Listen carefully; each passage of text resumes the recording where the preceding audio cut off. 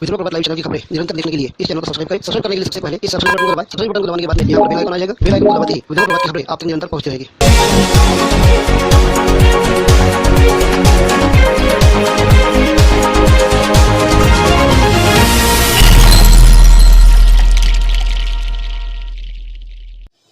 नमस्कार, मैं शैलेंद्र सिंह राठौड़ और आप देख रहे हैं विद्रोह प्रभात लाइव। अभी हाल ही में जो सनसनीखेज घटना हुई थी, हम उसके बारे में बात कर रहे थे। जैसा कि आपको पता है, परतवाड़ा के ही पेट्रोल पंप संचालक हरिशंकर अग्रवाल, इन्होंने हम पर हमला कर दिया था। हमला क्यों किया था? एक तो चोरी की थी, मतलब सरकारी नियमों का उल्लंघन किया था। वो सरकारी नियमों को तोड़कर अपने पेट्रोल पंप पर अवैध काम कर रहे थे। इस कामों को शूट हमने किया था, यहाँ के फोटोग्राफी हमने की थी। तो इसी से जले भुंजे इस इंसान ने क्या किया, सबसे पहले सदर बाजार में जब हम नगर पालिका कर्मियों के साथ में वहाँ की कार्रवाई शूट कर रहे थे, तो वहाँ पर आकर हम पर हमला कर दिया। दादागिरी देखिए कितनी बड़ी है कि एक तो चोरी की और चोरी को छुपाने उस पत्रकार पर हमला कर दिया जिसने वो कारनामे शूट कर डाले। हमारी गलती क्या थी?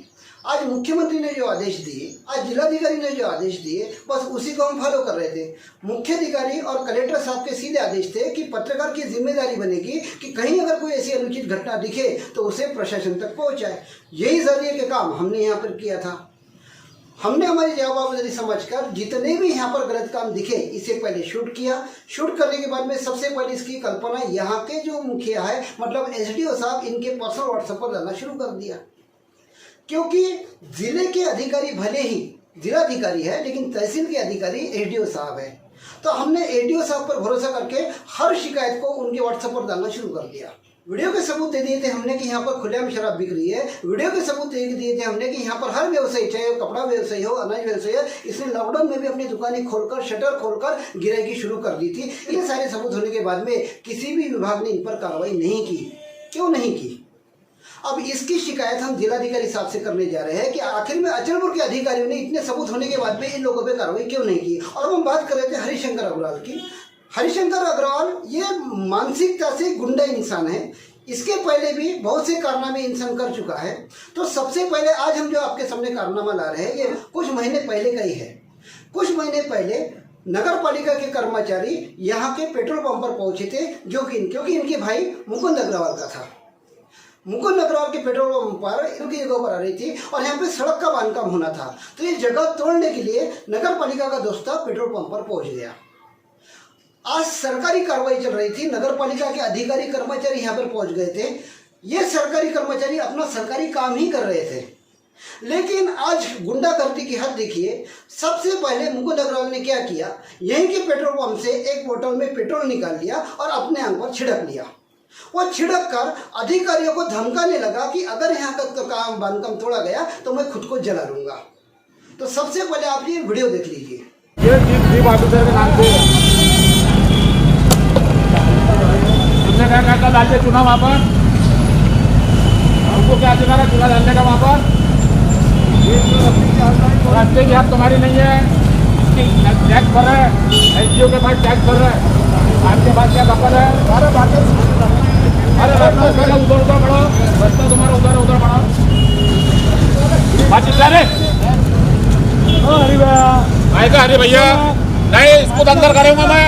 ये अंदर तो सीट बता रहे ना, इसको अंदर करा था मैं।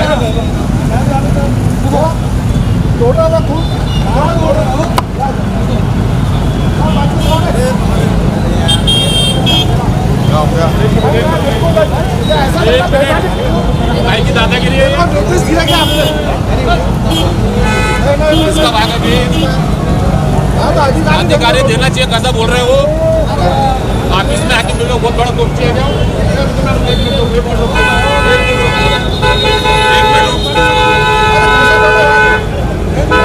रोड सेंटर से लो। अरे वो समझदार है तो वो तो समझदार है ना,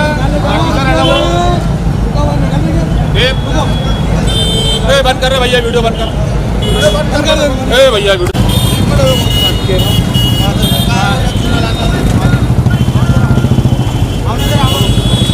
पहले करो उसको। अरे चुना वाला कहाँ है? चुना वाला हाँ मैं करा रहा हूँ। तेरे वाली दुकान मत बचाए, नहीं ये मत बोलो तो फिर काम कैसे होगा? पहले रोड सेक्टर बताओ।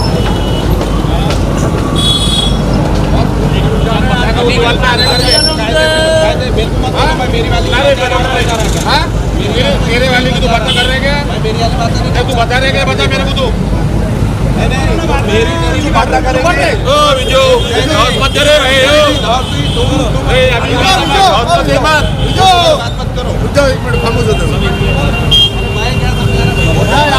खामोश हो जाओ भाई, आरोपी लगा रहे हो, खामोश हो जाइए भैया।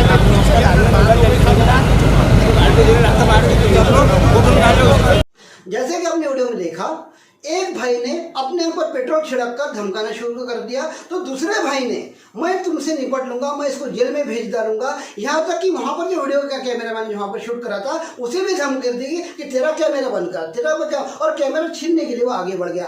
खुलेआम गुंडागर्दी चल रही है परतवाड़ा शहर में इन अग्रवाल भाइयों की। अब मेरा सबसे पहला सवाल है यहाँ पे प्रशासनिक अधिकारी मतलब सीओ साहब से, अचलपुर की मुख्य अधिकारी सीओ साहब से मेरा एक पहला सवाल है कि नगर पालिका की कार्रवाई चल रही थी, नगर पालिका की कार्रवाई के दरमियान इन दो भाइयों ने जो गुंडागर्दी की, आखिर में इसकी शिकायत आपने पुलिस थाने में क्यों दर्ज नहीं करवाई? आज एक इंसान ने खुलेआम पेट्रोल पंप पर ही अपने अंग पर पेट्रोल ले लिया था, पेट्रोल पंप था, पेट्रोल पंप लगे था, अगर गलती से आग लग जाती तो ये इंसान तो अपनी बेमौत मरता ही मरता, लेकिन आज अगर पेट्रोल पंप भड़क जाता तो यहाँ पर कितने मासूम नागरिकों की जान चली जाती। उसके बाद में दूसरे भाई ने जो गुंडागर्दी चालू कर दी थी कि जैसे यहाँ के सरकारी कर्मचारियों को धमकाने का काम किया था, यहाँ के नगर सेवकों को धमकाने का काम किया था, मतलब एक सरकारी कार्रवाई चल रही थी और उसे रोकने के लिए दोनों भाइयों ने गुंडागर्दी चालू कर दी थी। तो इतनी गुंडागर्दी होने के बावजूद मुख्य अधिकारी साहब ने एक छोटी सी शिकायत तक क्यों नहीं दर्ज करवाई? ये असर था यहाँ के इनके रसूख का, अग्रवाल भाइयों के रसूख का, इनका पैसा, इनकी रसूख इतनी थी, मुख्य अधिकारी साहब भी अपना मुंह बंद करके यहाँ से खिसक गए और वो सब सरकारी कर्मचारी यहाँ से खिसक गए जो नगर पालिका से आए वाले थे। अब आप लोग मुझे एक बात का जवाब दीजिए, अगर यही कार्रवाई किसी और व्यवसायी के साथ में होती जो इतना पावरफुल नहीं होता, तो क्या मुख्य अधिकारी साहब इसकी शिकायत नहीं करते?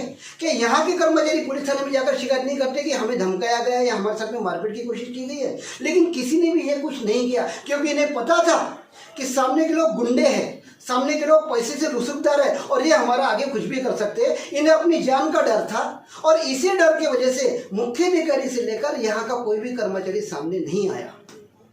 इंतजार तो यहाँ तक देखिए कि जब इसकी जांच की गई और वो पेट्रोल की बोतल जिसमें इन्होंने पेट्रोल भरा था वो आज यहाँ पर जब जांच के लिए भेजी गई तो लैब में से रिपोर्ट आई कि इसमें पानी था। कैसे पानी था? पेट्रोल पंप पर वो बोतल भरी गई थी और भाई साहब ने पेट्रोल पंप पर ले लिए थे और बार बार धमकी दे रहे थे कि माचिस लाओ, माचिस लाओ। तो क्या कोई पानी डालकर खुद को जलाता है? दूसरी बात, जब इन्होंने वो पेट्रोल अपने मुंह पर जब छिड़क लिया था तो इनकी आंखें जल रही थी। आप अगर वीडियो ठीक से देखे होंगे तो उस आंखों में जलन उनकी शुरू हो गई थी।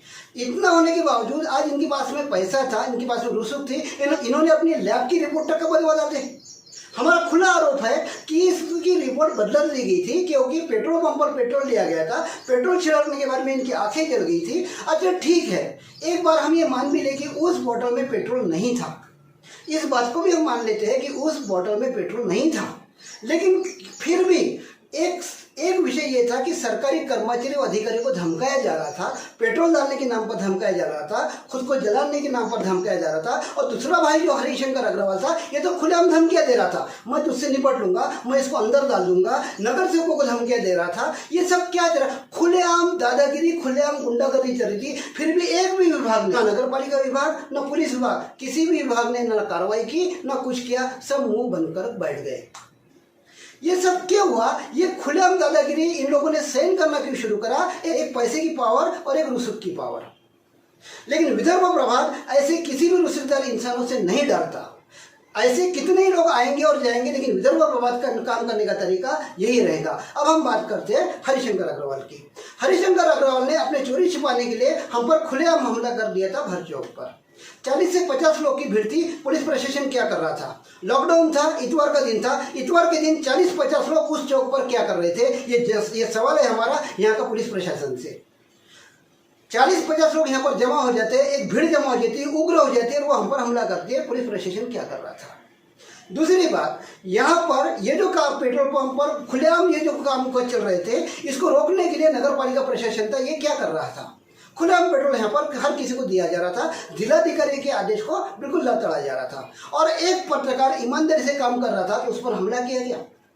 ठीक है, हमला कर दिए थे आपने, हमला करे बाद में अपनी जुबान पर अगर कायम रहते तो हमें भी खुशी होती कि चलो किसी इंसान ने सही तरीके से काम किया। हमला करे बाद में जब इन्हें ऐसे लगा कि ये केस अपने पर भारी गिर सकती है तो इनकी पहली बचकानी हरकत सुन लीजिए। ये जब पुलिस थाने में आए तो इन्होंने पहली शिकायत ये दर्ज की कि हम उस वक्त शराब पिए वाले थे।